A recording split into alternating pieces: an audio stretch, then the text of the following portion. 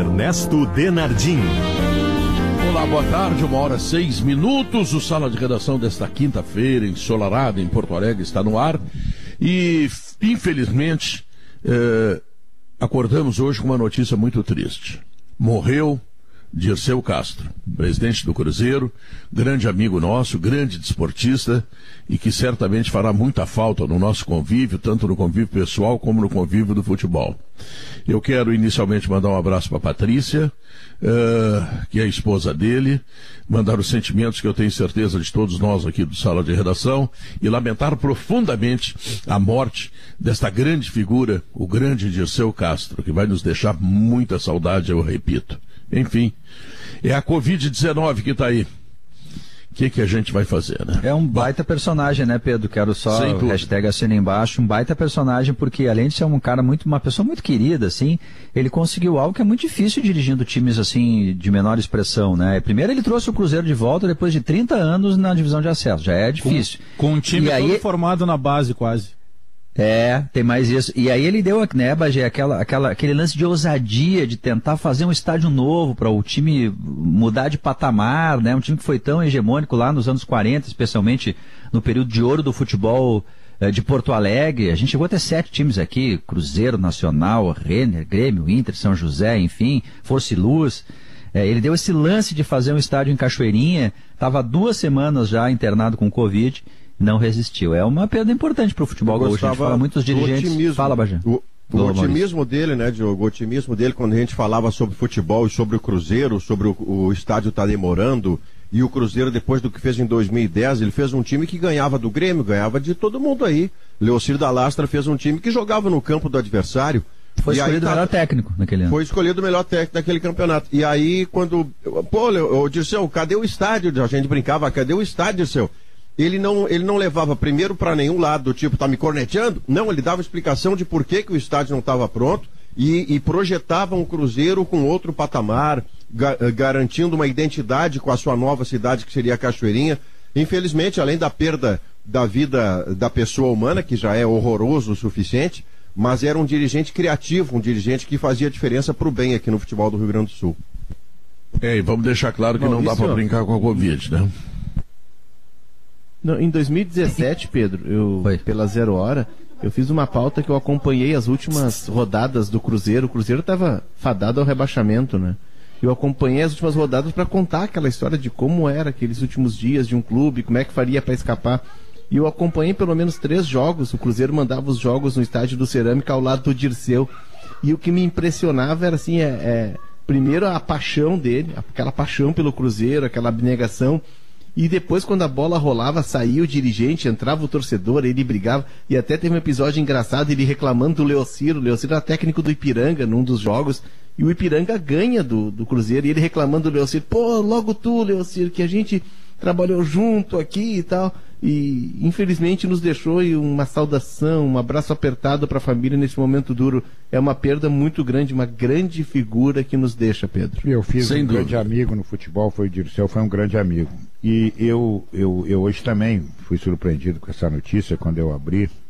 Eu sabia que ele não estava legal, eu estava acompanhando o caso dele através do Ernesto Guedes, que é muito amigo dele, e me passava informações todos os dias a respeito. E eu quero ver se na semana que vem eu consigo reproduzir o paredão do Guerrinha que eu fiz com ele.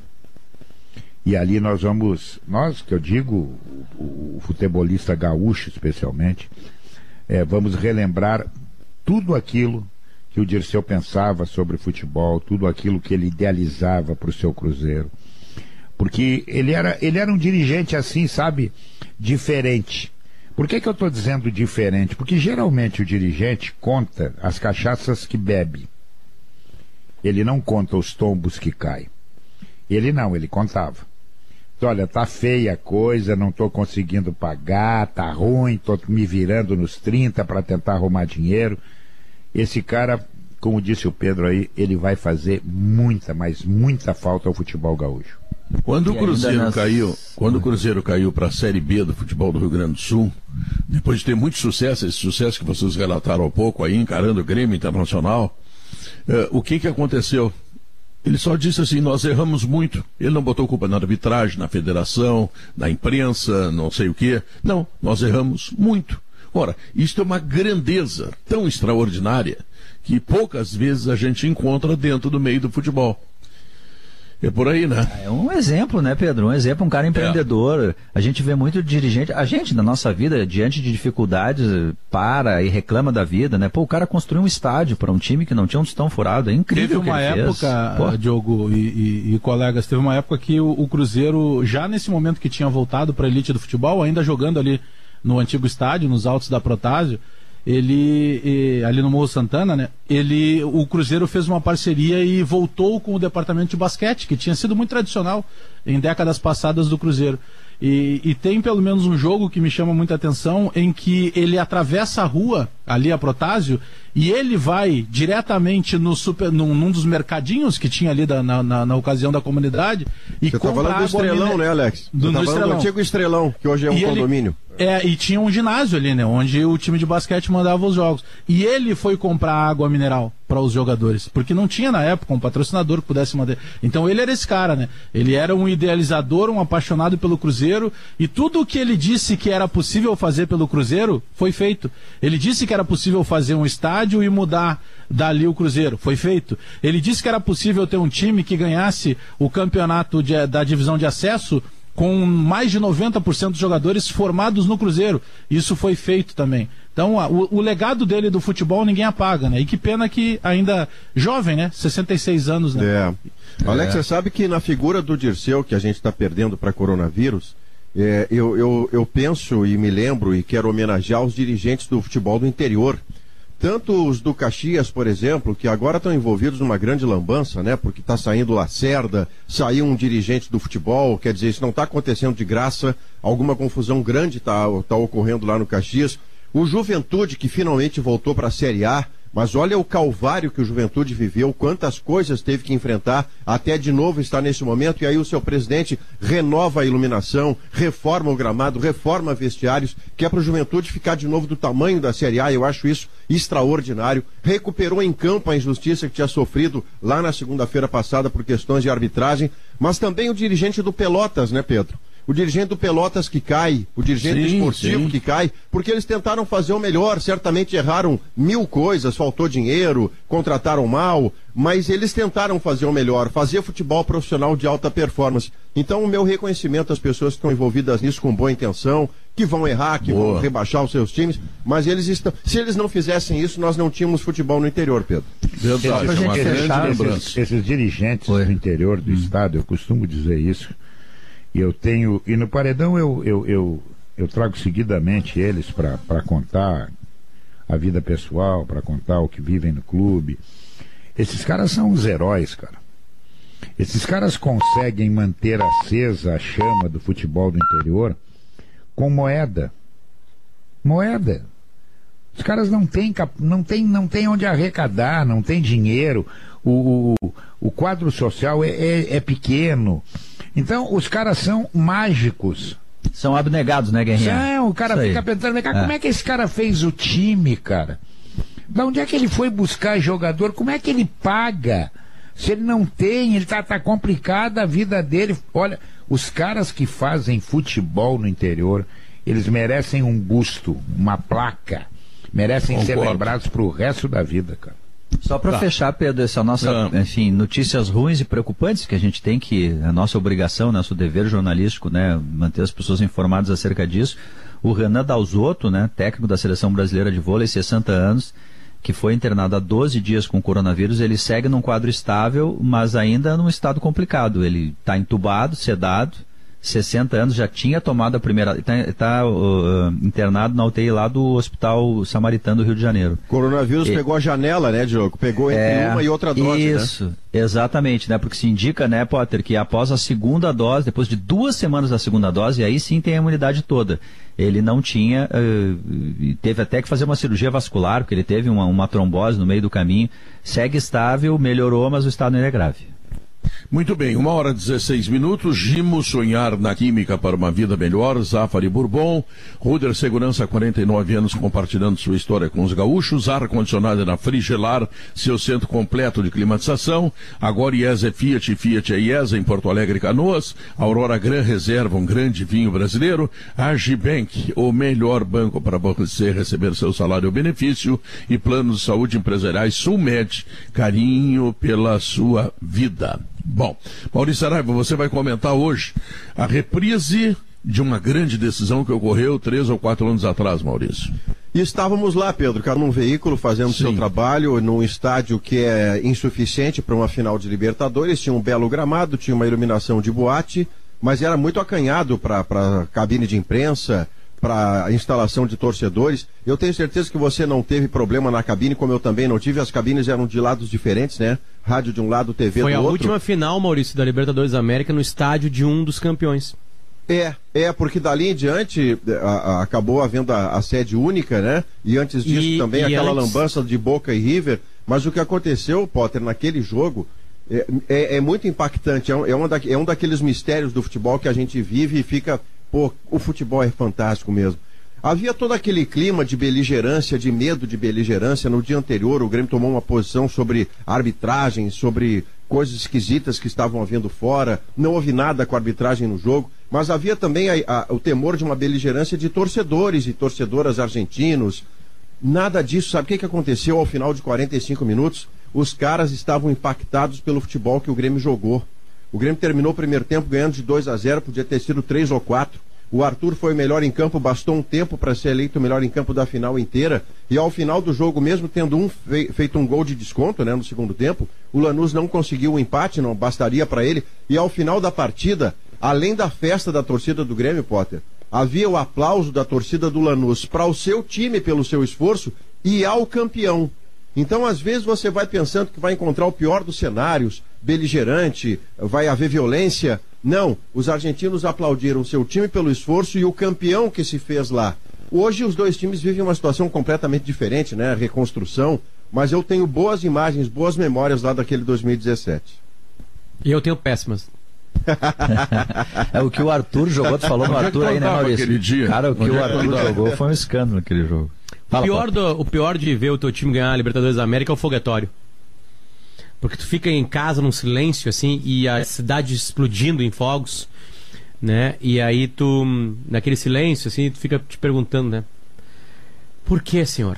Por que eu tô sofrendo? Por que não eu? Por que não eu? Por que eles? Não, por que eles? Não tem explicação eu estar sofrendo, né? Se o meu time não tá jogando, mas vou fazer o quê? É essa rivalidade Grenal. Tenho certeza absoluta. Eu tenho um amigo, preciso mandar um abraço pra ele.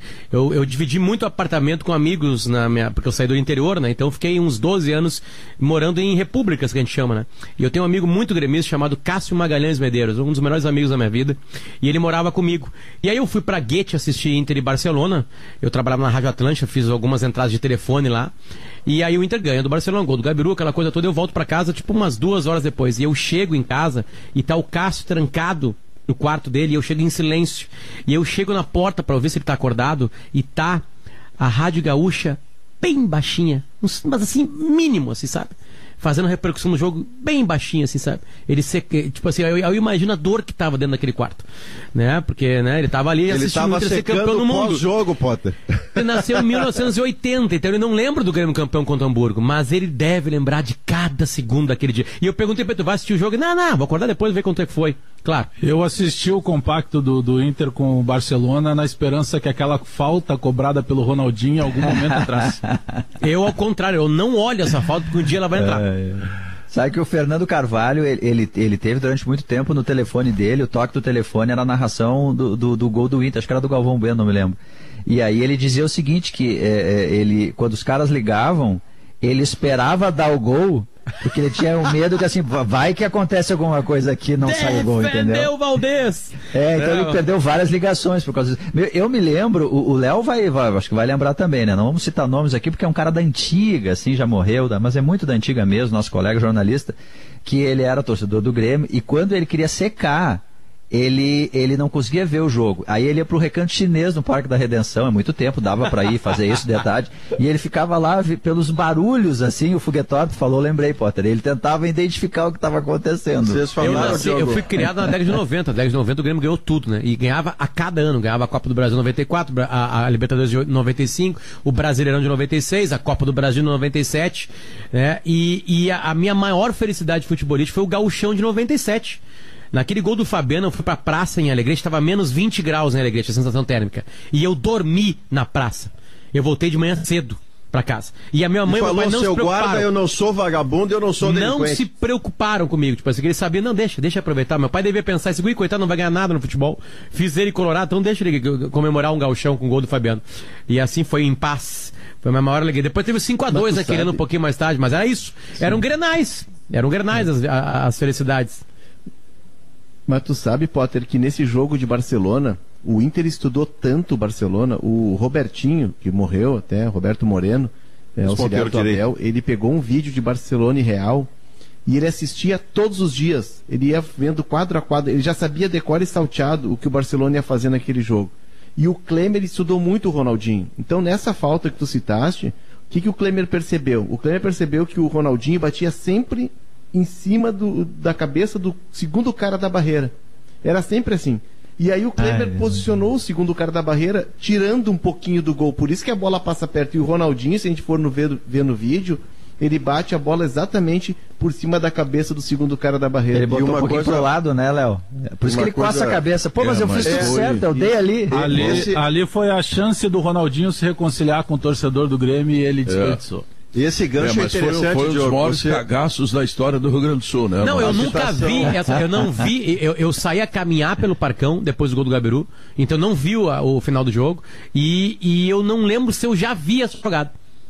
Não, a citação do Diogo, Potter, é maravilhosa pelo seguinte, uma transmissão de televisão, ela é construída basicamente pelo switch, né? Ele é um diretor de cinema, ele escolhe de todas as câmeras que ele tem à disposição, ele escolhe qual vai pro ar. Ele vai e a felicidade do cara que fez aquele corte é o seguinte, é que o Ronaldinho cobra, a bola sai, o Klemer levanta os dois braços do tipo, tá fora, e a imagem imediatamente seguinte é o Ronaldinho arregalando os olhos e coçando a cabeça do tipo, agora acabou. E isso é o switch que teve a sensibilidade, não de ir pra torcida, não de ir pra qualquer outra cena. Ele vai no Ronaldinho que cobra a falta e diz assim, acabou pra mim, não tem mais nada pra fazer. Vou pensando assim, vou chegar em Porto Alegre, aquela mala do Bagé vai me cobrar. Não, e o pior é que nesse jogo específico, eu tava fazendo uma cobertura parecida com a do Potter, né, entrando por telefone e tal, mas na época não identificado, né? Quando sai esse lance do Ronaldinho, quase que eu me entreguei naquela... Quase, sabe? Tipo, tu leva as mãos na cabeça e... Mas mão na cabeça naquele dia, Colorado botou também, Alex. Aquilo não ia entregar você. A mão na cabeça era natural, né? Mas a minha era contrária. Teve uma noite aqui, Potter. Teve uma noite aqui que teve decisão do Campeonato Brasileiro e o Inter precisava de um gol. O Ramiro fez um pênalti, o VAR anulou depois do juiz ter marcado aquela coisa. Acho que foi de tarde.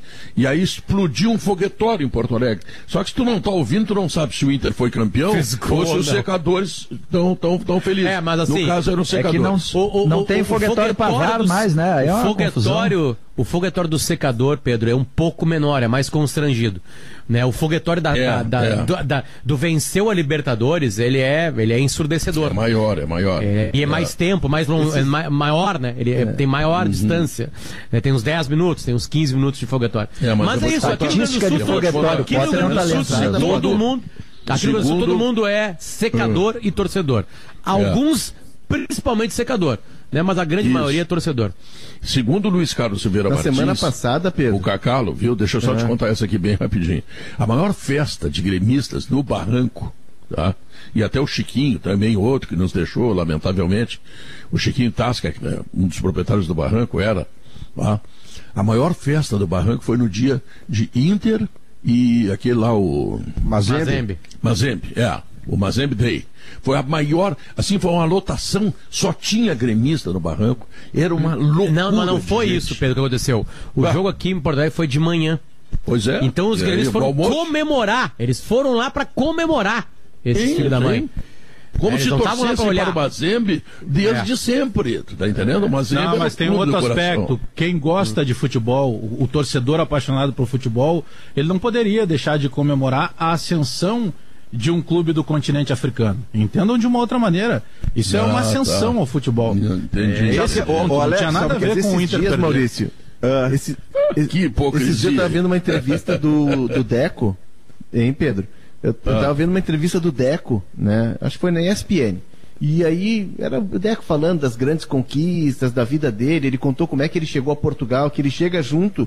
Ele chega num voo com o Paulo Nunes, só que o Paulo Nunes estava indo para o time A do Benfica e o Deco estava indo para a filial. Aí o dirigente do Benfica assim, fica esperando aqui que a gente vai recepcionar o Paulo Nunes e depois a gente pega vocês. Era o Deco e um outro jogador. E aí no final o cara disse, Deco, qual foi a maior dor que tu sentiu no futebol? Ele disse, olha, foram duas. A perda da Eurocopa com Portugal, aquela que o Filipão era o técnico, perdeu para a Grécia, 2004. e a final de 2006 do Barcelona. Ele disse que a final de 2006 foi igual a dor que ele da perda da Eurocopa, porque eles queriam muito ganhar os brasileiros. Não tinha ainda, né? O Barcelona não tinha, né, Léo? Mas Nesse ao novo mesmo formato. tempo, Léo, ao mesmo tempo ele confessou nessa mesma entrevista, se não me engano, que o Barcelona perdeu por soberba. Isso. O Barcelona não sabia nada do Inter e acreditou que não precisava saber. E eles queriam jogar... e eles queriam jogar as ganhas e estavam preocupados porque eles valorizavam o Mundial. E os espanhóis e os outros estrangeiros, que era uma seleção, aquele Barcelona, eles foram jogar mais um jogo. E disse, olha, aquela derrota foi doída. Olha só como o futebol é maluco. Como disse aí o Maurício agora, o Barcelona não sabia nada do Inter. Se soubesse, não ia adiantar. Não estava contando com o Gabiru.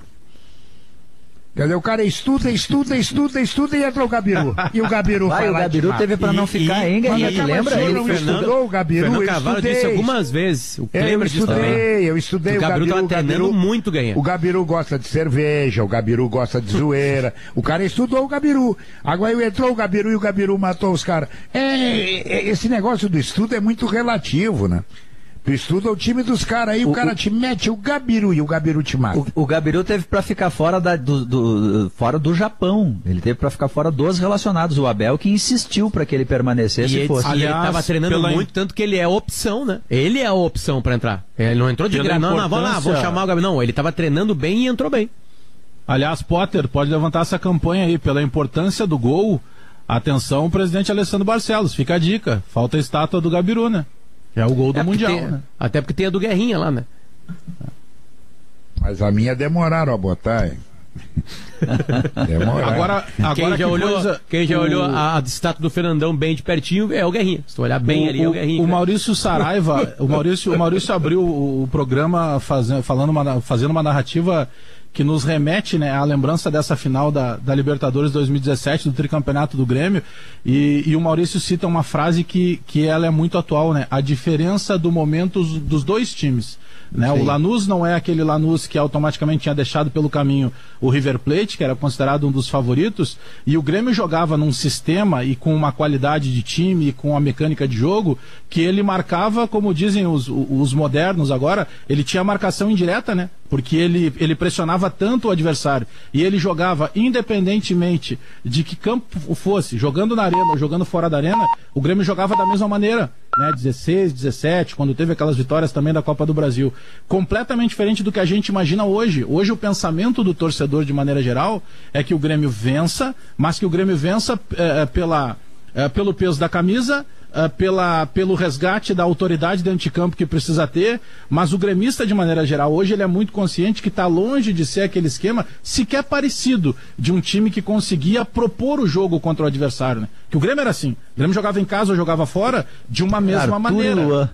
A real, o que o Arthur é que jogou naquele primeiro tempo foi um escândalo. Aquela noite é o melhor momento futebolístico da vida de todos os gremistas que estavam lá e dentro do campo. Luan jogando demais. Era o maior momento do Marcelo Groy, o maior momento do Cortez, o maior momento de Jeromel e Kahneman, o maior momento do Arthur, o maior momento do Jailson, Léo Moura, Fernandinho. Nunca era a melhor fase da vida deles todos. Pode pegar um por um. Luan, né? Você citou. O Arthur e o Luan botaram o jogo no bolso. E a melhor fase do Renato. Por falar em melhor fase... As pessoas me perguntam sempre qual é a diferença do Grêmio de ontem para o Grêmio de hoje. E eu traduzo para eles da seguinte forma. O Grêmio de ontem todo mundo respeitava. O Grêmio de hoje perderam o respeito. Vai para cima. Essa é a diferença. A diferença é essa. Hoje os caras encaram o Grêmio como o Grêmio fosse um time comum. Guerrinho, meu respeito a Ruder, que está completando 49 anos e sempre à frente da segurança dos gaúchos, olha só, e prometendo em que com inovação e excelência espera fazer muito mais. Atendendo aos decretos governamentais, as lojas Zafari e Bourbon estão com novos horários de funcionamento. Confira em zafari.com.br nas redes sociais. Chegou o Gimo Álcool 70 Aerosol, a proteção do álcool aliada à praticidade do aerosol. Gimo, qualidade comprovada. Economize com...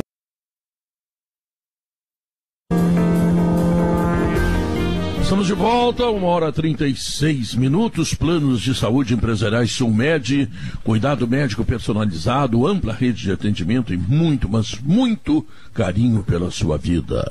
Se você já pensou em ter uma conta grátis, com cartão de crédito e muito mais, venha para o Agibank, o melhor banco para você receber seu salário ou benefício.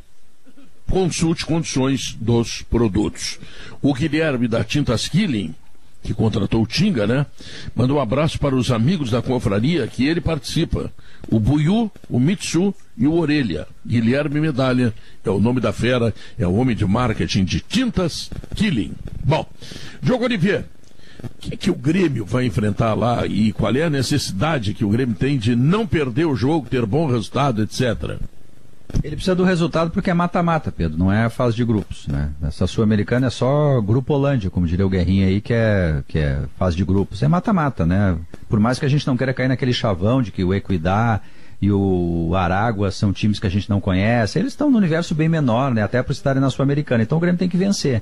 Mas o Grêmio vai correr riscos, porque embora o Lanús não esteja naquele momento de Libertadores, ele está tentando se reconstruir, ele está medianamente bem, quinto lugar ali no seu grupo no campeonato argentino, está 3 pontos só do Boca, por exemplo, né? Muitos atrás do Vélez no seu grupo, mas poucos pontos atrás do Boca. Mas o Grêmio vai correr riscos, Pedro, porque, assim, objetivamente, quais são os riscos que o Grêmio corre? A bola aérea defensiva que está saindo de individual para a zona. Isso é um risco, é um ajuste. Sim, que pode dar o que deu lá em Erechim. Mas lá era o Rodrigues e o Paulo Miranda, agora perfeito. É o Rohan e o Jeromel. Mudaram as caras, né? Sem dúvida, muito, é uma mudança grande. O volante posicionado, eu acho que vai ser o Juan pela esquerda, o volante posicionado, que antes não havia muito tempo, isso muda a mecânica do Matheus Henrique e do Jean-Pierre. Às vezes a gente vai ver o Jean-Pierre vindo buscar a bola aqui atrás e o Matheus Henrique lá na frente tomando pênalti como em Erechim. E hoje não tem Alisson, né? Tem um Léo Pereira que pode fazer uma proposta diferente, né? Esse é o terceiro risco, assim, que na verdade não é um risco que pode ser melhor, inclusive, porque o Alisson nunca conseguiu ser um atacante no Grêmio. Ele era um operário, mas nunca conseguiu ser atacante. O Léo Pereira tem mais chance de fazer isso, mas vai ter que entregar defensivamente. E o quarto risco que eu citaria é a parte física, Pedro, porque o Grêmio sofre muito fisicamente e não tem como tu ser intenso como quer o Thiago Nunes sem essa parte física. Então eu não sei como é que ele vai equacionar isso aí. Uma marcha mais lenta para não morrer no segundo tempo. As manchetes que vêm do Grêmio, viu, Leonardo, estão dizendo o seguinte: o Grêmio o Grêmio quer uma preparação física adequada para os jogos do Brasileirão. Nós estamos falando daqui 30 dias, né? Sim, é um trabalho que está começando. O preparador físico do Grêmio, a rigor, ele não conseguiu implementar ainda o trabalho dele, né? Porque ele chega... E ele mesmo adoece, né, Léo? Ele chega para a temporada 21, né? Que ela começa ali, pro Grêmio começou 8 de março, né? 9 de março. E aí ele tem a Covid, ou seja, ele não conseguiu implementar. O Thiago também está chegando, é preciso alinhar a preparação física com a ideia do técnico, né? Se teu time quer ter transição rápida, quer ter alta velocidade, é um tipo de trabalho. Leva tempo, vai trocar mais a bola, é outro. Mas enfim, esse Lanús, Pedro, que está chegando, como disse o Diogo, ele perde pro Vélez no final de semana, mas ele vem mal. Ele ganha do Aragua, mas interrompe uma série de 2 derrotas, mas no Campeonato Argentino são 3 derrotas seguidas.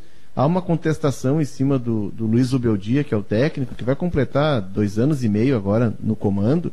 Mas é um time que, no cenário argentino, a final da Libertadores, ela deu um tilt no Lanús. Ele deixou de ser um clube de bairro, ele ganhou uma outra proporção.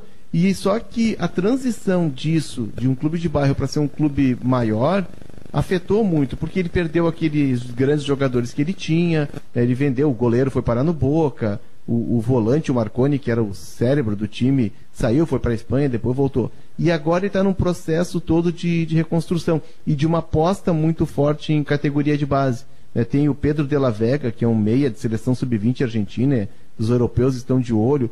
O Alde, lateral esquerdo, é tratado ali como uma grande revelação, também é de seleção de base. O goleiro, o Morales, ele tem 21 anos. O goleiro não tem 40 jogos no time principal. Inclusive, ele entra na reta final da Sul-Americana. Então, é um time jovem. O Breno não tem 10. Situação parecida com o Breno, né? Parecida com a do Breno. Tem um meia, Esquivel, que é o típico meia argentino, baixinho, habilidoso, driblador. Mas é um time jovem, é um time com algumas peças daquele time de 2017. O centroavante, que vai fazer 41 anos agora, na metade do ano. O lateral direito, o José Luiz Gomes, que falhou, inclusive, no gol do Fernandinho, e ele era da seleção, e aí ele entra numa depressão total e chega a pensar em largar o futebol. Né? E tem, que não vai jogar hoje, o Lautaro Martinez. Esse é um ídolo, é uma referência, mas está machucado. Então é um time que está sendo formado com uma ideia muito clara de aproveitamento da base, e que oscila muito, leva muito gol de bola parada. Estava conversando com um colega argentino e disse, olha, o Lanús ou toma gol de cobrança de falta ou de escanteio. Um gol de bola parada ele toma por jogo. Talvez esteja aí o caminho do Grêmio. Ele perde pro Vélez, né, Léo? 2-1 pro Vélez. Antes tinha perdido pro Sarmiento por 1-0 fora de casa. E tem mais uma derrota ainda. São 3 seguidas, né? Aragua, ele ganha do Aragua, Diogo, assim, ó, no sofrimento, e o Aragua ficou com 1 a menos, né? O problema é a quantidade de vagas, né? A grande preocupação é que passa 1. E se a gente olhar o grupo, pelo menos na lógica que não existe no futebol, mas uma lógica diria que Grêmio e Lanús são os 2 times que vão disputar. Então hoje a gente tem aí, para pegar um clichê do futebol, um jogo-chave, né? É quase que uma das finais que o Grêmio vai ter que ter para definir essa classificação de chave. Você pega, por exemplo, tem a mesma, claro, cada um jogou um jogo só, é muito pouco. Mas em cima do que o Léo estava dizendo agora, dessa dificuldade, dessa transição também da preparação física, né? Eu falo constantemente, eu tenho um sobrinho chamado Bruno Rangel, que é preparador físico e fisiologista, que trabalha no Cerro Porteño. Então sempre que tem essas questões eu converso muito com ele. E tanto ele... Tu tem um primo que é fisiologista, tem um irmão que é treinador, a única nulidade que veio parar no sala de redação é tu, não, família. Não, tá aí a família, cara. Tinha que ter alguém... Tinha que ter alguém... É tudo estratégia. O meu pai teve 17 filhos, então foi uma estratégia. Ele pegou lá aquela grande... Não, esse velho eu quero conhecer. Aquela grande cadeia de DNA, e aí ele foi separando as coisas. Bom, se teremos um filhos, técnico, precisamos ter um preparador físico. Claro, aí na imprensa, quem é que vai defender a família? Aí eu fui pro jornalismo. O pai do Bagé nunca usou o controle remoto. Nunca. Eu não digo. Não tinha sinal de internet lá. 17 filhos, Guerrinha. Eu não digo que seja um grande reprodutor, entendeu? Porque tem uma resposta na minha vida que eu não consigo dar, Pedro. Todo mundo me pergunta quantos irmãos tu tem. Não sei. Eu sei, eu sou o 15 de 17. Não sei mesmo. Aparece assim, de vez em quando aparece, olha, eu sou filho do vovô Guerra, Então, eu sou igual ao Roberto Carlos, eu não quero DNA, pra mim são irmãos mesmo, vambora. Mas diz uma coisa, quantos filhos tu tens, tu sabes? Quem, eu? Aí é mais fácil, né? Pedro, eu tenho 2 filhas, e aí o cara disse pra mim, tu não vai tentar o menino? O Garrincha, quando achou o menino, tinha 7 mulheres, eu larguei. Mas foi o caso do meu pai, ele estava tentando a menina, então errou bastante. Mas, senhores, voltando só a essa parte, quando eu cito... fez uns homens feios também, né? Porque quando eu cito... Pedro, não é o que tu pensa, né? Seja sincero com os teus sentimentos. Tu pega do teu lado, Bagé, pra ver se tu consegue voltar a falar do jogo do Grêmio. Não, eu quero voltar, tô tentando, né? Mas aí, então conversando, e depois o professor Márcio Correia até concedeu uma entrevista ontem na 0 Hora e ele falava sobre isso. Esse lastro da fisiologia, dessa mudança do trabalho fisiológico do preparador físico, naturalmente ele leva um período mínimo de 40 a 45 dias. Então não vai ser da noite para o dia, com tudo isso que a gente estava falando, o Heverson Pimentel que chega de 2 anos excelentes no Bragantino, que a principal qualidade do time do Bragantino era o quê? Intensidade. Ele conseguia ser intenso, ele tinha velocidade, ele conseguia reduzir espaço, ele apertava o tempo inteiro. Então ele chega para fazer um trabalho depois de um ano praticamente, pelo menos na minha opinião, perdido da preparação física do Grêmio, em algo que não deu muito certo. Então, para que isso possa ter uma resposta prática, não será nesta noite ainda. Então, conversando, principalmente, e olhando rede social, conversando, dialogando com torcedores, o torcedor do Grêmio, o que ele exige hoje é que o Grêmio possa se portar dentro de campo num nível mínimo de competitividade. O torcedor não está pedindo nesse momento, exigindo nenhum tipo de excelência de desempenho, de rendimento, mas o torcedor quer olhar para essa tabela de classificação da Copa Sul-Americana e continuar vendo o Grêmio na frente. Então hoje o que vai ser cobrado mais, Pedro, é a questão competitiva, porque passa só um nessa fase, né? Por isso que esse empatar hoje é estratégico, né, Alex? Um empate hoje, embora o Grêmio não possa ir para lá, o Grêmio não pode ir para lá perseguindo o empate, porque é o caminho mais curto para você perder o jogo. Você fica atrás da linha da bola dando o bico, em algum momento a sua defesa vai errar. Quando você joga só atrás, você força a sua defesa a ser 100% eficiente. E isso é muito difícil. Se você ataca, o outro também pode errar. Aí causa equilíbrio. Então, o Grêmio não pode ir pelo empate, mas se empatar, Alex, ao final do jogo, ele terá 4 pontos em 6 e jogará a volta aqui contra este mesmo time, né? Contra o Lanús, e ainda terá outro jogo em casa contra o adversário que o Diogo botou na coluna hoje. Vamos abrir o papo do seguinte: acredita nesse? Não? Tá, então pode seguir lendo. Basicamente a jogada é essa, né? Porque o outro time também é irrelevante se comparado com o Lavur, com todo o respeito que merece, porque vai correr, vai suar e tal. Mas ele é irrelevante comparado com o Lanús e Grêmio na competitividade para uma vaga no grupo. É uma de 4. Obrigado pela leitura, Maurício. Pelo menos alguém do Sala lê a minha coluna. Além de mim, obviamente. Obrigado, prazer desgraçado. Obrigado. Eu leio e guardo sempre. Significa eu acredito, Bagé. Tudo que tu diz pra mim, eu acredito. Disso, significa dizer que o Maurício só sabe isso que ele colocou porque deu tua coluna. É isso que tu quer dizer? Eu disse, eu tô feliz dele ter lido. Não precisa nem concordar, pode até discordar, mas ler pra mim tá bom, que nem faz o Bagé. Obrigado, Bagé. Mas sabe que o Guerrinha pegou um ponto ali da história de que em determinado momento os adversários não estão respeitando o Grêmio como respeitavam um tempo atrás.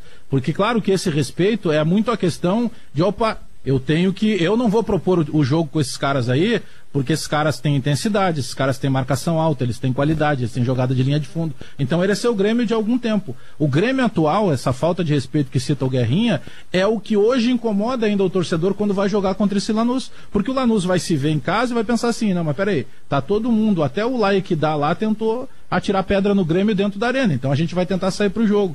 Tomara que isso seja utilizado também de uma maneira convincente pelo Thiago Nunes, né? Porque os caras vão tentar sair pra cima, né? A primeira lista do Thiago Nunes, eu estava analisando ontem, até escrevi sobre isso.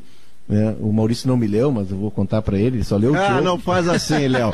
Não faz assim. Eu não leio a minha coluna, viu? Eu prefiro que não leiam a minha coluna para não me cornetear, tá? Passem. Não prometo, não prometo. Eu, o Leonardo e o Diogo pra lá e deixa a minha ali, porque depois vocês vão achar uma bosta e vão me cornetear. Eu gosto das tuas manchetes. Mas eu tava dando uma olhada na lista do Thiago e nos movimentos que ele tem feito. O começo dele é de uma aposta num time mais cascudo, né? Por exemplo, ele tira o Elias da lista e o Bob Sim. Isso está na sua coluna que eu li hoje de manhã. Fernando Henrique também ele tirou da lista. O Fernando Henrique, por quê? O Maicon tá voltando e a volância, o Grêmio tem uma fartura ali. O Elias perde o lugar pro Luiz Fernando. Mas aí e o Everton, o Everton tá na lista, né? Que já estava dispensado também. Mas aí, Bagé, a ida do Maicon a Lanús não é para comprar vinhos ou trazer alfajores, né? A ida do Maicon é para jogar. É para jogar, mas eu imagino que para um segundo tempo. O Michael, quando compra. É que no primeiro ele vai comprar vinho e alfajor. No segundo ele joga, entendeu? Não, o Michael vai comprar alfajor. Vinho ele compra Aurora Gran Reserva, que é um grande vinho brasileiro. E que tá ali em Vinhos do Mundo. Tá na loja que era do Dirceu, que agora vai ficar com a Patrícia, porque o Dirceu, lamentavelmente, nos deixou.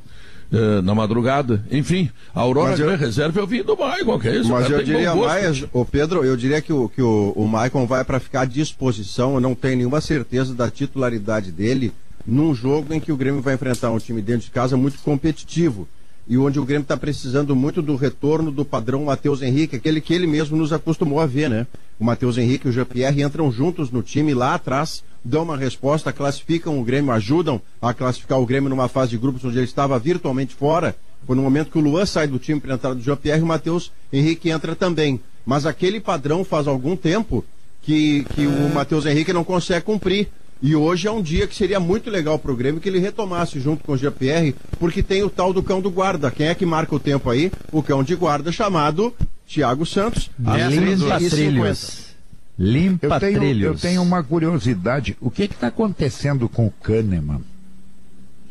É um mistério ainda, Guerra, porque tudo se diz que ele... Primeiro se alega que ele tem um desconforto, mas ele tendo desconforto, ele não treinaria. E eu tenho informação que ele treinou normalmente, tem, inclusive algumas imagens que mostram isso. Então, se ele treinou e ele tem o desconforto para mim hoje em dia é aquela desculpa porque não compromete o departamento médico e automaticamente tenta explicar por que o jogador não viajou. Porque ele foi no início da semana... Inclusive, se dava como certa a volta da dupla Kahneman e Jeromel para o jogo de hoje. É um misterioso, né? Tem uma conjunção de fatos, né? O Kahneman teve Covid lá atrás, né? Porque nem existia essa cepa mais, né, violenta aí, que essa cepa de Manaus, né? E desde lá ele não consegue. A volta dele foi um pouquinho mais demorada. Claro que teve outras lesões, né? Mas é uma coincidência. E o Michael é reserva do Grêmio, né? Com a chegada do Thiago Santos, ele é reserva do Grêmio.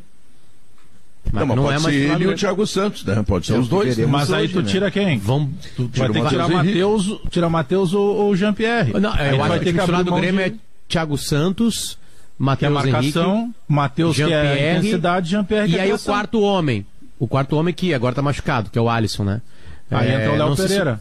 Pois é, eu não sei se eles colocariam o Michael ali. No 4-2-3-1, Jean-Pierre, mas no 4-1-4-1, daqui a pouco sai o Jean-Pierre e faz os três ali que disse o Bagé. Mas o Thiago Nunes não faz sentido sair o Jean-Pierre, né? O Jean-Pierre não sai mais. O Nunes não tem porque o Jean-Pierre sair, né? A chance do Maicon jogar hoje seria justamente nessa ausência do Alisson. Do Alisson, mas aí naturalmente tu modificaria o esquema. Porque tu tem o Thiago Santos, que é o marcador e que vem jogando e não tem por que ele sair, porque ele vem jogando bem, para a função que ele foi contratado. Tu tens o Matheus Henrique, que essa seria a bola da vez minha para sair, mas acredito que não vai acontecer. O Jean-Pierre é o criativo e que conta com prestígio por parte do Thiago Nunes. E aí sobra essa vaga do Alisson, que deva entrar. Mas quem jogaria do lado, Bagé? Então, por isso que eu digo, aí tu teria que mexer. Aí tu teria que mexer no esquema, por isso que eu não acredito. Não, tem que ser o Léo Pereira. Não tem. Mesmo com 4-1-4-1, tu precisa do lado ter um cara de recomposição, de velocidade. Que não é nem o Matheus nem o Maicon, né? Ou Leonardo, se aceitasse a ideia que eu dei, que eu acho que ninguém gostou da ideia que eu dei, mas eu estou achando maravilhosa, que ele aproveitasse o Rafinha e o Wanderson na frente, porque Thiago Gomes, olha só, não é o Nunes, é o Gomes, aquele que é da transição. Ele deu uma entrevista na confraria do Pedro Ernesto dias atrás, junto com o Lucianinho, com o Diori, dizendo o seguinte, que o Wanderson muitas vezes no time da transição jogou na frente, jogou na segunda linha do lado direito. Ora, se o Grêmio está encontrando dificuldade pela qualidade dos jogadores, botar o Wanderson na reserva e não utilizar o Rafinha, não, eu acho que tem que utilizar os dois. A tua ideia é perfeita, melhor. Pedro. É que a discussão que estava sendo feita, ela colocava o nome do Maicon. A tua ideia, pura e simplesmente, de, por exemplo, na vaga do Alisson, adiantar o Rafinha ou adiantar o Wanderson, eu concordo. É que o Maicon só pode entrar no lugar do Matheus Henrique, não tem então, outro. Fica pro segundo vai jogar.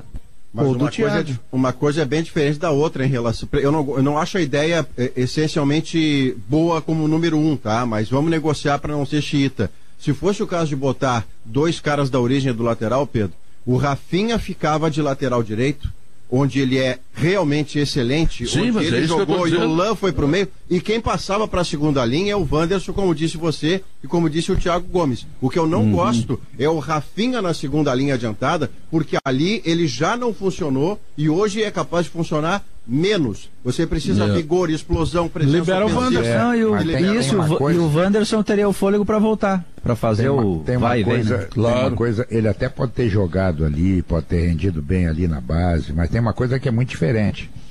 Ele como lateral surge como surpresa na hora que o Grêmio ataca. E ele jogando na segunda linha ali, ele não será surpresa, ele será vigiado, já não vai ter a mesma facilidade. Então, eu acho que a solução mais simples que o Thiago tem a fazer no momento é começar a pensar em mudar a forma do Grêmio jogar. Claro, esquema. Eu acho que é isso. Ah, não, se é para usar no mesmo esquema as peças diferentes, De repente, num jogo vai dar certo, na maioria não vai dar. Então, a saída, me parece, ele pensar uma nova forma para o Grêmio jogar. Até porque o Grêmio estava manjado, né? Todo mundo sabia como é que o Grêmio jogava. Eu já pensei, Guerrinha, numa nova forma de tu andar motorizado. Agora, a IESA é Fiat, Fiat é IESA. Aproveite as super condições de lançamento em Porto Alegre, da Indú Chaves, em Canoas, na Getúlio Vargas. Acesse iesafiat.com.br. Se você está procurando um ar-condicionado econômico, split inverter da Springer Midea. Onde é que encontra? Na Frigelar, claro. Sua casa do ar-condicionado, frigelar.com.br. Vem aí notícias, vem aí também o intervalo comercial, sala de redação volta depois, e o nosso assunto próximo será o Internacional e sua preparação para a semifinal do Gauchão. Estude na FMP, a melhor faculdade privada de Direito do Rio Grande do Sul, com nota máxima no Ministério da... 2h03, sala de redação. Digimo, sonhar da química para uma vida melhor. Zafari Bourbon, planos de saúde empresariais da Sulmed, carinho pela sua vida.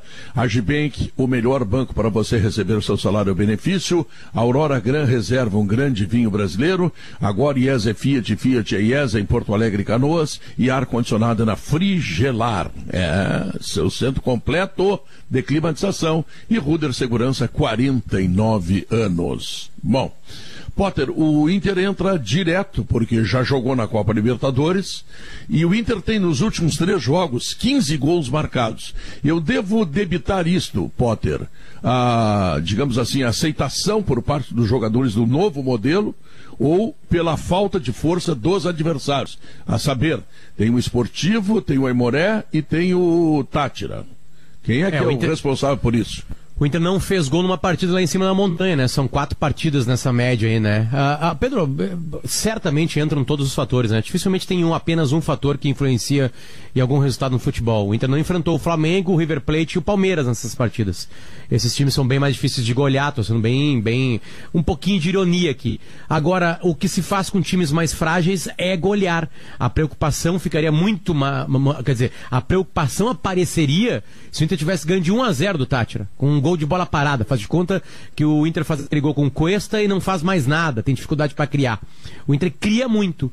O Inter eu acho que a parte de ataque do Inter é uma parte bem agressiva. O Inter chega com mais jogadores ali na frente também.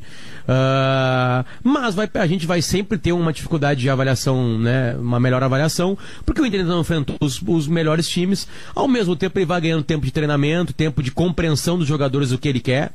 E sim, de tudo que podia estar acontecendo, o único deslize do Inter, na minha opinião, foi o Grenal. E não porque perdeu o Grenal, mas porque jogou muito pouco no Grenal. Criou muito pouco, teve 2 jogadas apenas num jogo, que teve a bola no pé, então ele não foi nem reativo. Então, Pedro, contam os adversários, contam sim uma compreensão cada vez maior da ideia dele, né? Mas a gente sempre tem aquela pulga, né? Se o Inter for atacado, como é que vai ser? Vai conseguir se recuperar rápido. Ali tem alguns defeitos que a gente vai avaliar, mas ao mesmo tempo, né, Maurício, tem mais tempo de treinamento pela frente para consertar esses defeitos que aparecem, porque algumas virtudes começaram a aparecer bem claramente. Melhor ajustar ganhando que perdendo, né, Potter? O que parece indiscutível, assim, cada um de nós pode dar um percentual e talvez a gente até chegue num consenso sobre o quanto de desconto você dá, porque foi contra a Aimoré, contra a Esportivo e contra a Tátira. Vamos lá, 35%, 40% de desconto, 30%, 50%, cada um dá o seu. Mas a parte que me importa para avaliar o Internacional sem fazer a jarra meio vazia, sem fazer o mal-humorado, sem fazer o cara que pareça de má vontade, porque não há nenhum sentido para isso, é que o Inter melhorou em relação ao Inter. O que o Inter vinha produzindo contra times fracos era pouco. E o que o Inter produziu contra o fraco Tátira foi bem mais. Então, não variou a qualidade dos adversários, à exceção do Grenal, que o Inter perde no acréscimo num chute maravilhoso do Léo Chu, podia ter empatado o jogo e a vida seguia, mas o Inter, comparado ao Inter, tem melhoras importantes. A verticalização do seu jogo, a troca de passes que agora não é mais naquela ação entre amigos de zagueiros, volante e Marcelo Lomba, e ela ganha o destino do gol adversário. Isto é o Inter melhorando em relação ao próprio Inter. Um teste bom que a gente vai ter é agora no fim de semana. porque é um jogo de Série A, né? O Juventude voltou para a Série A e o jogo é grande. Eu ontem fui assistir às 11 da noite Olímpia e Ausride. Pá, eu vi também, Guerrinha. Tu Fui viu? parceiro teu nessa aí. Bom, Pedro, então a gente vai vendo quem são os integrantes do programa que não fizeram amor, né? Já temos dois. Você faz só 40 Mas o Guerrinha já era sabido, né? O Guerrinha eu tem um tô fora, passado claro. um pouco E regulamentar. pelo silêncio dos outros, a noite foi agitada dos outros aí, né? Não, Maurício, jogo noturno. Maurício, jogo noturno, não olha mais. O Maurício agora o máximo é Champions. Não, Champions ali acabou o dia. O Diogo, estavam todos os outros, estavam esperando o motoboy chegar com a pizza. Exatamente. Entendeu? Não vai pensar. Por falar em pizza, Guerrinha, por falar em pizza, eu me lembrei do Julinho e do Toigo. Nem me fala, não me fala mais nesse homem. Não me fala mais nesses homens, pelo amor de Deus, eu tô tonto. Os dois. Eu tô tonto, eu tô abaixo de remédio atrás deles. Não, mas eu soube que o Toigo quer falar contigo, te dá um... Se falar comigo, o homem foge de mim como o diabo da cruz. Quando tu liga pra secretário, o que ela diz? Vou ver se ele está... Seu Toigo não chegou ainda. Se você quiser uma coisa, diz que um. Se quiser outra coisa, diz que dois. Esse dia ela disse pra mim, seu Toigo não chegou ainda. O senhor liga daqui a 5 minutos. Eu liguei daqui a 5 minutos. Aí eu liguei, ela atendeu, o seu Toigo já saiu. Quer dizer, eu não acho homem nunca, entendeu? Eu tô virado uma barata tonta atrás do homem. E ele pode estar em reunião também, já tem mais essa ainda que ela não te aplicou ainda. Mas eu vi aquele jogo ontem, olha, mas são dois times de chorar. De chorar. Olímpia e Always Ready. Eu vou te dizer. Mas como é que foi? Quanto é que foi? 2-1, o Olímpia ganhou de virada. Mas que times ruins. São fracos. Jogam o gauchão e sofrem. Sofrem, os dois sofrem. Não, Guerrinha, tu teve a primeira avaliação real do Always Ready, né? Porque lá em cima vai ser sempre um horror. Né? Agora, essa é a avaliação real, mas ele sai ganhando. É outro jogo. Eu não vi o jogo. Gol contra. Eu não vi o jogo. É isso que eu ia te perguntar, Guerrinha. O Always Ready, ele domina o Olímpia em algum momento? Ou ninguém domina ninguém? Domina no início do segundo tempo, ele domina. O Olímpia tem um zagueiro que foi cotado para vir trabalhar, inclusive aqui em Porto Alegre, chamado Polenta. Diego Polenta. Eu lembro disso. Acho que foi pro Grêmio, inclusive, né? O Pedro Ernesto é manequim perto dele. É manequim. Ele joga na zaga. Ele tá pochoxo, cara? Não, ele tá redondo. A camisa do Olímpia não colabora também. Não, aquela faixa ali fica bem na barriga, entende? Mas tem os outros que estão magrinhos, né? Mas os dois times são muito fracos. Muito fracos. Eu até me atrevo a dizer que eu pensava que o Olímpia ia se classificar com alguma naturalidade, né? Eu não tô vendo mais assim a coisa, não. Bom, o Olímpia perdeu pro Táchira na Venezuela. Isso quer dizer, eu me surpreendi mais, assim, claro, o futebol paraguaio faz um bom tempo que não é protagonista, a despeito do Paraguai enquanto país está melhorando bastante, subindo o PIB e tal, mas o futebol não reflete isso. Não é mais aquele time dominante, que foi campeão mundial lá em 79, campeão da Libertadores, enfim. Mas, assim, o nível é muito baixo do Olímpia. Eu me surpreendi negativamente. Tem um lado direito ali, o Sosa, que é um atacante de 19 anos, e o lateral direito é o Benítez, que é uma coisa assim, eles passam, mas para voltar tem que comprar passagem, tirar dinheiro no cartão, sabe? E o Roque Santa Cruz, né, Diogo? Não, vai fazer 40 anos Santa Cruz agora em agosto. Santa Cruz não é nem mais Roque Santa Cruz, ele já é... Bolero Santa Cruz. Bolero Santa Cruz. Você viu que acabou confirmando, Léo, acabou confirmando aquele cenário que é o melhor cenário para o Inter depois de ter perdido na altitude, né? A primeira rodada é como se não tivesse existido, com a diferença de que na primeira rodada que não existe, o Inter já subiu a montanha, já jogou perto do céu. Agora os outros dois é que tem que fazer isso, e o time para quem o Inter perdeu lá perto de Deus, vai jogar aqui no Beira-Rio. E isso só aconteceu porque o Inter fez um gol e não parou. Seguiu atacando o Táchira e fez 4 gols. O Internacional não jogando nada nas próximas partidas, ele vai chegar na frente de todos eles. Não jogando nada. Porque nenhum joga nada. Eu não sei quem é que vai ser o segundo. E eu estou dizendo isso, eu fui ver o jogo porque eu fiz uma acumulada e botei o Olímpia. Meu amigo, eu me agarrei. Que sofrimento, né? Mas esse jogo do Guerreiro salva. Em compensação, tem uma coisa boa, né? A partir de agora, é só contra o Olímpia. Entendeu? Tá, mas tu acertou a acumulada, Guerrinho? Sim, ele acabou virando. Ele mas tava perdendo. Não, é que acumulada eu achei que era mais jogos. Foi aí que surgiu o jogo. Mas era quase esse era o último. que eram mais tarde, né? Uma vez, hein, Pedro, eu pedi a sequência do Guerrinha pra ganhar dinheiro, porque é impressionante esse homem, né? Nesse tipo de jogo. Guerrinha, e aí peguei lá, meti na KTO, e aí o primeiro jogo era um jogo do Cerro Porteño em casa. E aí tinha que apostar no Cerro Porteño. Cerro Porteño sai ganhando. Sai perdendo. 10 primeiro tempo, 1-0 pro outro time. Lá no Defensores del Chaco. E eu pego e mando uma mensagem pro Guerrinha. Eu falei assim, Guerrinha, vamos perder o dinheiro. Assim não dá, vamos na largada perder o dinheiro. E o Guerrinha só manda pra mim assim, tu não tem condições psicológicas pra esse jogo. Acabou 4-1 pro Cerro Porteño. 4-1 e depois de 5 jogos... Fim de semana tem Olímpio e Cerro. Agora esse fim de semana tem Olímpio e Cerro. Eu fico pensando, ô Diogo, você certamente viu esse jogo também, no jogo da tarde, que fez a aposta no PSG, via no primeiro tempo, quando foi pro intervalo, estava crente de que já estava pensando no que ia fazer com o seu dinheiro, dependendo se ia comprar carro, se ia só jantar fora, se ia fazer um rancho. Aí vem do intervalo e o City, que fez uma opção muito clara pelo pragmatismo e pela maturidade e abriu mão de um percentual da poesia e da plasticidade do seu jogo, o City virou para 2-1 naturalmente, sem fazer uma partida extraordinária, sem perder um caminhão de gols, ele só virou o jogo para 2-1. É que o primeiro tempo, Maurício, mais pronto Maurício, do que nunca para ser campeão. É que o primeiro tempo, o grande Guardiola fez, eu vou te dizer, uma barbeiragem tremenda, né? Ele meteu o De Bruyne de centroavante. Ele perdeu um jogador de meio campo que é quem faz toda a diferença e não ganhou 9. Ele não tinha aí no segundo tempo, ele corrigiu, aí o Manchester mandou no jogo. E o goleirão ajudou, né? O jogo disse que jogar contra o Mbappé e o Neymar dando espaço para eles, aliás, faz deles o melhor time do mundo, é imbatível. Maurício, é o que ele fez, ele muda a característica dele, ele faz o jogo, como tu disseste, mais pragmático, né? Um jogo mais de marcação. Primeiro tempo foi 52% de posse de bola do Pep Guardiola, Léo. O Pep Guardiola não tinha essa porcentagem quando ele era volante daquele Barcelona dele.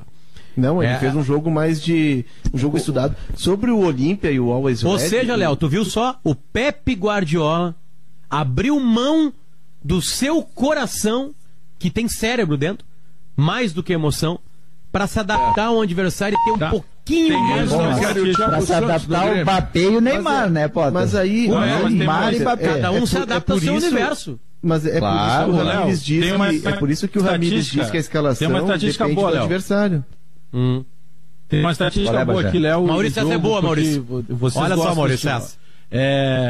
O Ederson, que é goleiro brasileiro lá do City, ele teve 31 toques na bola e o Mbappé teve 30. Ou seja, o Ederson participou mais do jogo com a bola do que o Mbappé, que é atacante do... O Guardiola fez um sistema que a bola não chegasse no Mbappé. A mesma coisa, a gente está falando de Inter e Barcelona. O que o Fernandão fez?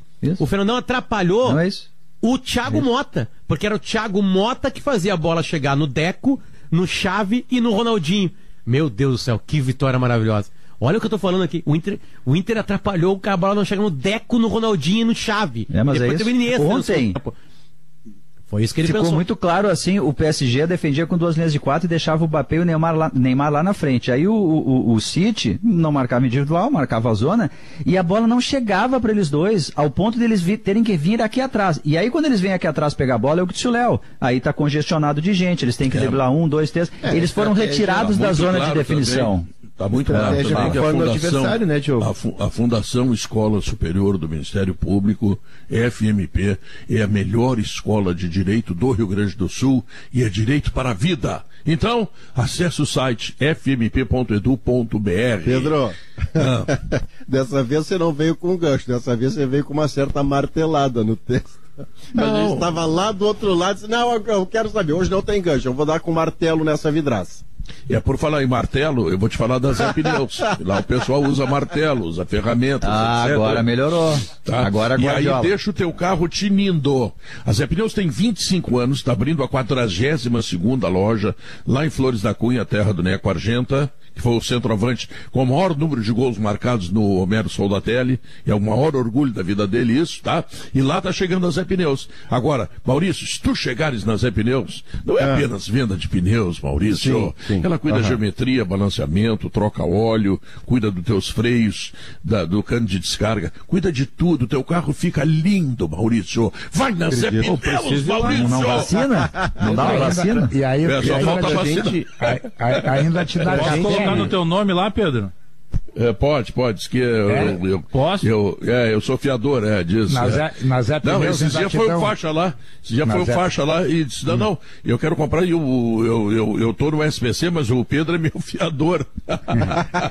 Aí me ligaram, digo que tá... Pra gente tá na volta do comercial, as contas do Inter de 2020, Guerra, foram aprovadas com ressalvas pelo Conselho, tá? A gente pode aprofundar isso na volta. Na Zé Pneus eles dão café, eles dão até periga tem engraxate. Exatamente. Eu gosto disso aí. Eu gosto disso, de contas aprovadas com ressalvas. Vamos ver isso depois do comercial, tá? Teve um grupo que até rejeitou aí o clube. Porque senão o Toigo vai dizer que nós temos com ressalva nos comerciais. Deixa rolar. Intervalo, voltamos em seguida. Me liga, depois me diz, Guerrinha, onde é que anda o Toigo e o Julinho, que eu tô desesperado. Eu tô quase mandando uma nota pro cara que achar eles, Pedro. Tá bom. Comerciais. O seu banco diz que está ao seu lado, mas some quando você precisa? O Agibank tem empréstimos consignado e pessoal. Estamos de volta, 2h22, contas aprovadas com ressalvas. Conta aí, Leonardo. A informação que eu recebi aqui, Pedro, fechou agora a votação online, né? A questão toda da pandemia. 86 conselheiros aprovaram e 90 aprovaram com ressalvas, o que deu o placar de 176 pela aprovação com ressalvas e 100 conselheiros, e aí o povo do clube mostra a sua força no conselho, ele votou em bloco, o povo do clube. Acredito que não sejam todos os 100 conselheiros do povo do clube, mas a imensa maioria. 100 conselheiros votaram pela reprovação. Vale lembrar que o Inter fechou o ano com um déficit de 91,8 milhões de reais. Não há, na sua notícia, não há, na sua fonte, não há a especificidade da ressalva. O que foi a ressalva especialmente? Não há isso, Maurício, mas aquela questão, o povo do clube, por exemplo, colocou um manifesto agora no Twitter e marcou vários de nós. O que o povo do clube alega é que o orçamento lá atrás apresentado, no final de 2019, já tinha a previsão de déficit. Não era tão antes alto, da pandemia, né, Léo? Essa é a crítica maior antes da pandemia. Final de 2019. E depois eles pediram, quando foram apresentadas as contas, eles pediram que algumas rubricas fossem desdobradas. Eles queriam saber alguns valores, por exemplo, gasto com categoria de base, o que eles citam ali, gastos administrativos, e isso não veio, esses documentos não vieram, e por isso eles reprovaram. Mas não tem, Maurício, não é especificado quais seriam as ressalvas. Mas vale lembrar que, embora o déficit tenha sido alto, foi um ano completamente maluco, né? Um ano a partir de 12 de março. E o Inter vendeu um jogador não teve só, público, né? no estádio, teve impactado as suas contas.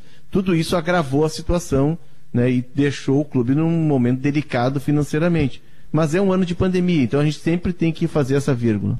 E o Inter vendeu um jogador só, né? Foi só o Bruno Fux Eu não me lembro de ter vendido. Não sei se vendeu mais alguém. Não vendeu mais ninguém. Não, grande venda não. Deixa eu dar uma informação aqui. Quando que saiu o Nico? O Nico Lopes foi vendido nesse período, né? Foi no ano anterior. Foi no exercício passado. Exercício passado.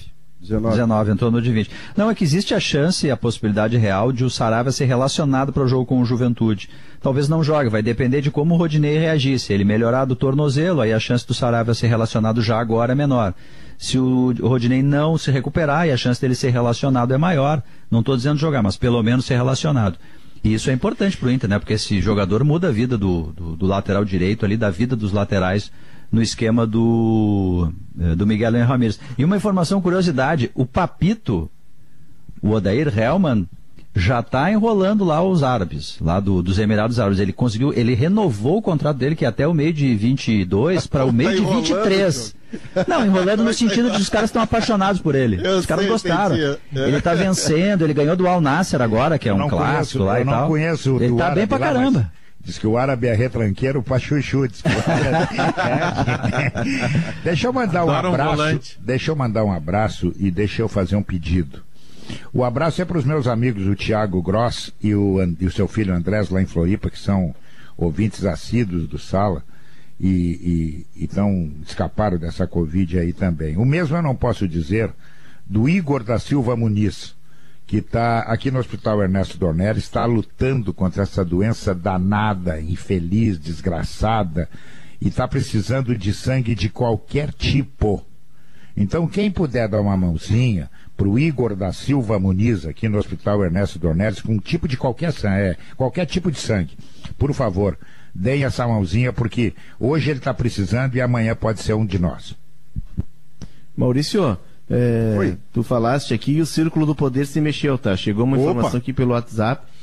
Uma das ressalvas, né, talvez a principal, é porque com esse déficit muito alto, o Inter acaba infringindo uma das normas do Profut, né? O Profut, acho que a partir desse ano, seria 5% a permissão do déficit, do negativo, do orçamento do clube.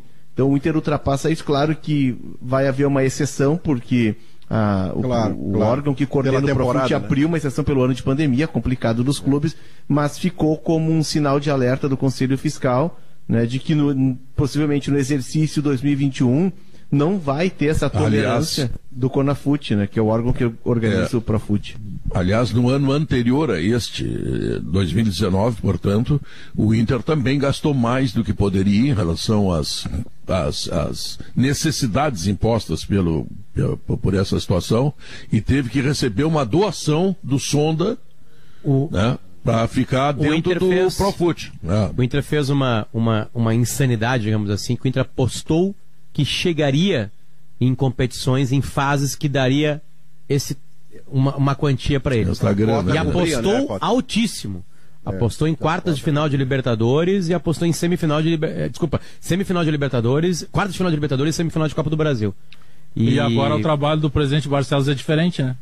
Tanto que as falas do Paulo assim, Brax, né? a gente que é o diretor executivo, não tem como. É que ninguém chegou e cortou. Outro dia a gente já falou longamente sobre, eu dei até o exemplo do início da gestão do presidente Romildo. Ele teve que cortar na carne, ele foi criticado pela imprensa, pela torcida, por todo mundo. Alguém terá que fazer esse trabalho no Inter. Imagino que seja o presidente Barcelos. É por isso, Alex, que toda vez quando o Grêmio perdeu títulos recentes e parte da torcida magoada com a perda ia na rede social para dizer, olha aí, o que me adianta um campeão do balancete?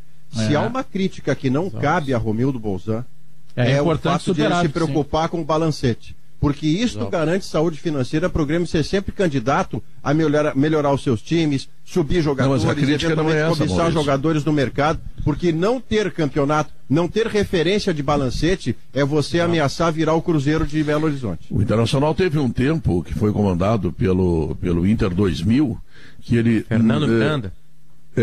Ele conseguiu pagar algumas contas, mas não conseguiu chegar em 2 anos sequer à final do Campeonato Gaúcho. Então tu tem que ter o balancete, tu tem que ter alguma vitória. Neste momento o Grêmio está sem vitória. Tu imagina o seguinte, olha só, o Grêmio já foi eliminado da Copa do Brasil, estou falando de 2021, não da Copa do Brasil 2020, mas estou falando dos meses. Tá? Este ano, 2021, o Grêmio foi eliminado da Copa do Brasil e tomou uma chicotada e saiu fora da Libertadores. Se o Grêmio não classificar na Sul-Americana, é o 3º fracasso e nós estamos em abril, cara. Não, mas isso é outra coisa, Pedro. Mas é que se tu não organizar as tuas contas, não vai chegar em lugar nenhum. Eu sei, mas tu tem que dar as duas. A gestão legal é aquela do Romildo de 2016 e 2017. Tem vitória e tem balancete. Então, o Romildo tem balancete, mas pra isso muito bem, parabéns. Atrás, né? Mas a bola tá devendo, cara. Mas para isso ele começou em 14. O Grêmio, Bagé, está antecipando o pagamento de dívida bancária. O Grêmio, se quiser hoje, se o Romildo acordar hoje, ele vai lá no banco e diz assim, eu quero pagar todas as minhas dívidas. E ainda sobram 10 milhões. Né? Mas será que se o Romildo quiser, ele ganha do Lanús hoje? Se o Romildo mas não é uma coisa. A vitória ela vem a partir de um clube organizado. O Inter não está pagando e nem ganhando. Mas nós estamos questionando isso. Não, então, o Pedro veio com esse papo a 1h31, não dá nem mais tempo, não ficar batendo boca. Tá, tchau, Alemão, conta aí, Alemão. Pedro, Gaúcha Mais vai falar do ataque cibernético sem precedentes ao sistema do Tribunal de Justiça do Rio Grande do Sul. O os magistrados, os funcionários do tribunal, do judiciário, não estão conseguindo acessar os dados. Ainda há uma análise, não se sabe o tamanho do prejuízo deste ataque ao sistema do Tribunal de Justiça do Rio Grande do Sul. Nós vamos também falar sobre o pagamento do auxílio emergencial.